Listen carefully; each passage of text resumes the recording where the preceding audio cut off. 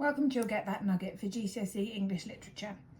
Today we're going to be concentrating on getting you to understand how the structure of the plot and the contents of Jekyll and Hyde impact the storyline, which will enable you to answer the second essay question on Paper 1 English Literature.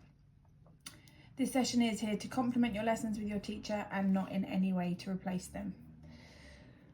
So Jekyll and Hyde is essentially a very simple novel, but because it is not told chronologically and because some of the events happen out of order, there is a tendency to get confused about the plot structure. So we're going to go through today and we're going to have a look at that, and we're going to have a look at how it fits in and why that's done by Stevenson. So there are 10 chapters in Jekyll and Hyde. We're going to look at the first 8 initially, because the first 8 are the ones that happen chronologically. So the first chapter is Story of the Door. We are introduced to Utterson.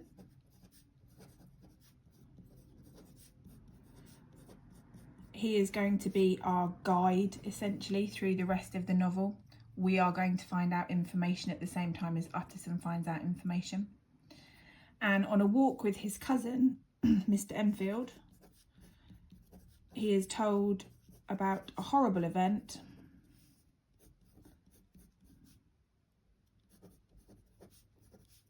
when a man tramples a young girl. At this point, we are told that that person's name is Hyde, but that they have presented the girl's family with a cheque written by someone much more important and much more well known.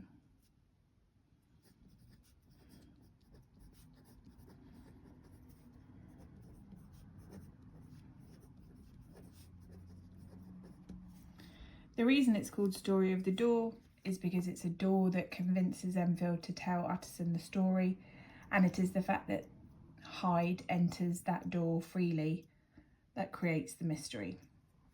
That is the first chapter, and those are the events. And if you can remember that, Story of the Door, Hyde tramples girl, Enfield and Utterson discuss Hyde, it will help you to start putting all of the events into a key order. It will help you to start recognising how the story fits together. Following that story, Utterson realises that his friend lives behind that door.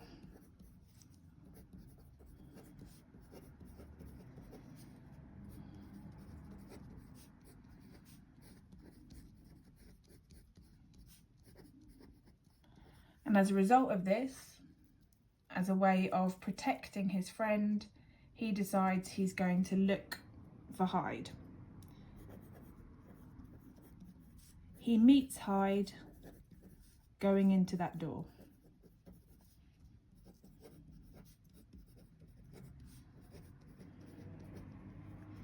And at that point, they exchange addresses. Having met Hyde, Utterson is so upset by his appearance, so upset by him as a human being, that he decides he's going to go and see his friends and find out if they know anything about them. First of all, he goes to Dr. Lanyon. He then goes to Dr. Jekyll. Dr. Jekyll says, "It's all fine.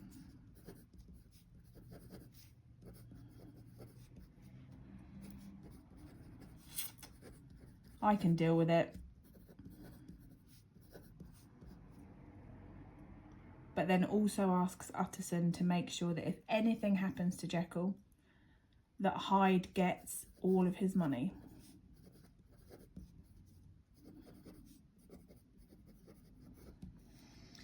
Now Utterson's really upset by this. He doesn't understand it. He feels incredibly confused, but he lets it go because he's promised his friend he will. And this is where Stevenson starts showing us about a Victorian gentleman. The fact that all of these things remain secret, the fact that these conversations aren't pushed, the fact that no one really knows who's involved or what's going on, is because they're all trying to maintain each other's reputation and they're all respecting each other's secrecy. Some time passes and then we are told about the Carew murder case. So a maid oversees the murder. She's staring out the window. She watches two men approach and then in a vicious attack, Hyde kills Carew.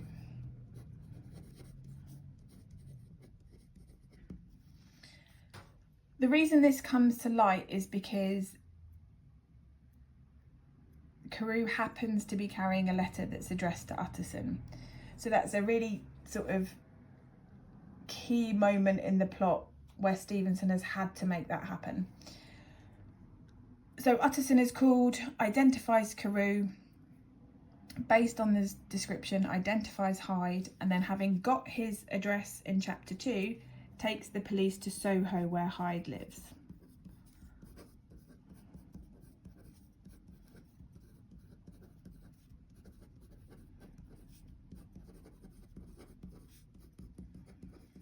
When they arrive there, Hyde's not there. He's cleared out his rooms. He's no longer anywhere. He's burnt a checkbook. He's burnt possessions, and it looks like Hyde has gone on the run in some way.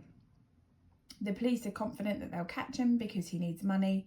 However, they don't seem to have any clues and nobody has a picture or a photograph of Hyde. No one can really describe him. Following the murder, Utterson goes to see his friend. He is concerned that Jekyll has somehow got himself caught up in this murder. He's concerned that Jekyll knows more than he's letting on. And he's concerned because the murder weapon turns out to have been a walking stick that he'd given to Jekyll. Jekyll is sitting there looking desperately unwell, but he says to Utterson, it's not a worry. Hyde has sent a letter saying he's going away. None of this is my fault. I don't know what to do with the letter. Utterson agrees to take the letter and have a think about what should happen to it. But he's a little bit confused about how the letter got there. On the way out, he speaks to the butler who says that no post has been delivered, nothing's been delivered to the house.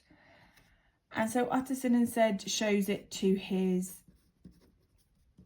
clerk at work. So the person that works for him.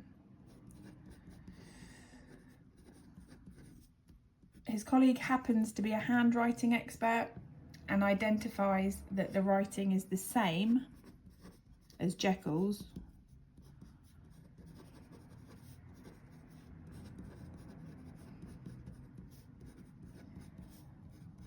but sloped the opposite way.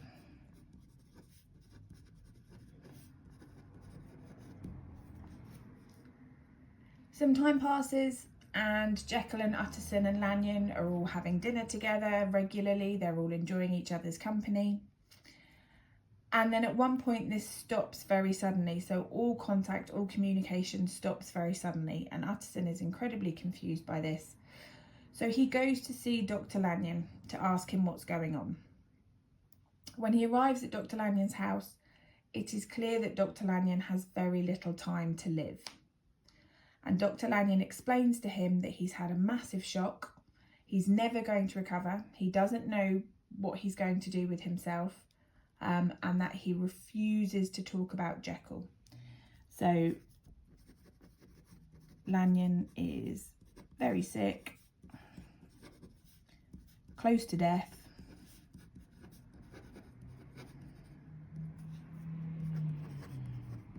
Refuses talk about Jekyll.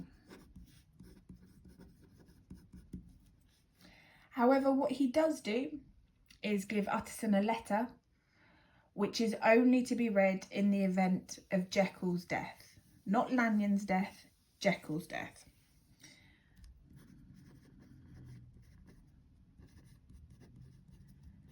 So the mystery is starting to build up.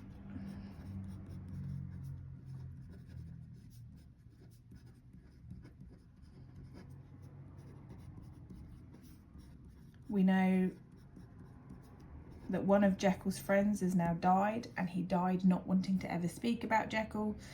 We know that Utterson is concerned about his friend. We know that there is a connection because the letter was written in the same handwriting. But at this point, we're still not entirely sure what's going on. The incident at the window sees us return to the point where Utterson is out for a walk with his cousin Enfield. And again, they walk past that door. Only this time, Utterson takes his cousin into that courtyard because they are at the back of Jekyll's house. In the window, Jekyll is sitting there.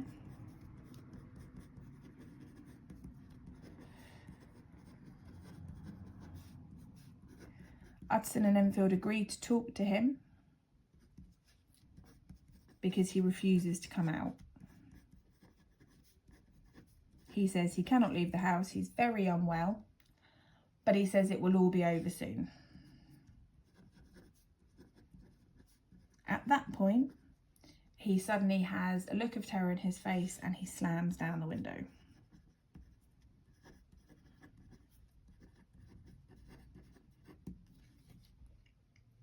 So we have a murderer on the loose somewhere that is somehow connected to Jekyll.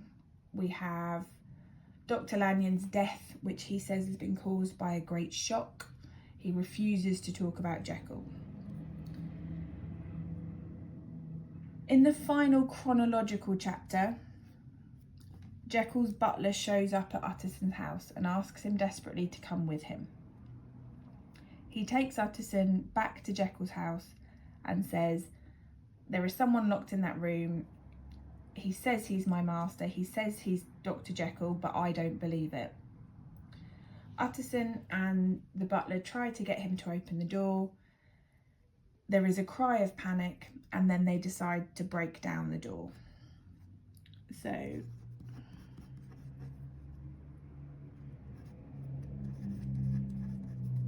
butler goes to Utterson. They go to Jekyll's house.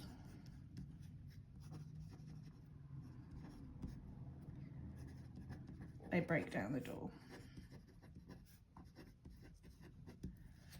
What they see when they've broken down the door is the body of Hyde lying on the floor, dead.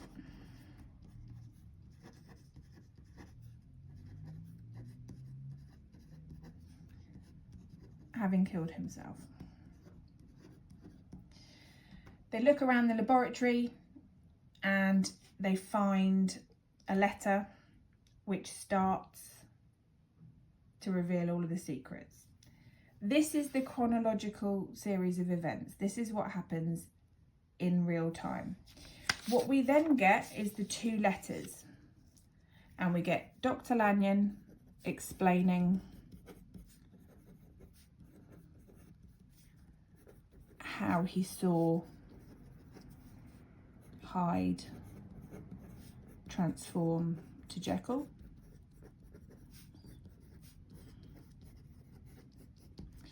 And we get Jekyll explaining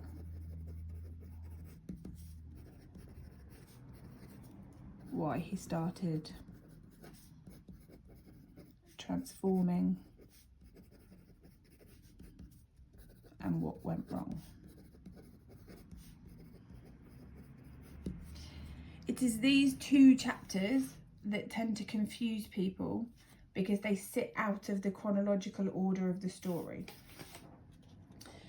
And it can most easily be explained like this. So if this is chapter 1, this is chapter 2, this is chapter 3, and this is chapter 4. So this is the murder. This is chapter 5 with the letter. And this is chapter 6, which is the incident with Dr. Lanyon. So it's when he dies. This is the incident at the window. and this is the end of the story. However, what we then have is chapter 9, which is Dr. Lanyon explaining what happened that night, comes in and sits just after he's been visited by Mr. Utterson. What we then have is Dr. Jekyll's statement, which he writes just after the incident at the window, when he realises he can't control Hyde anymore. So both of these two chapters explain the events of the novel, but they sit outside of the chronology of the novel. And both of those are written to preserve reputation. So Lanyon is very specific that this can't be read until Jekyll's death, and Jekyll writes it to try and explain himself and try and explain how Hyde is in his house. So the reason we have a chronological narrative where secrets are not uncovered because no one is willing to answer those questions or ask those questions is about that reputation, is about that preservation of standing in society. And the reason that neither one of these two talk until after they're both dead is to preserve their reputation. What I want you to do is to be able to explain that in your own words, because Stevenson has very carefully and obviously chosen to write the novel in this order.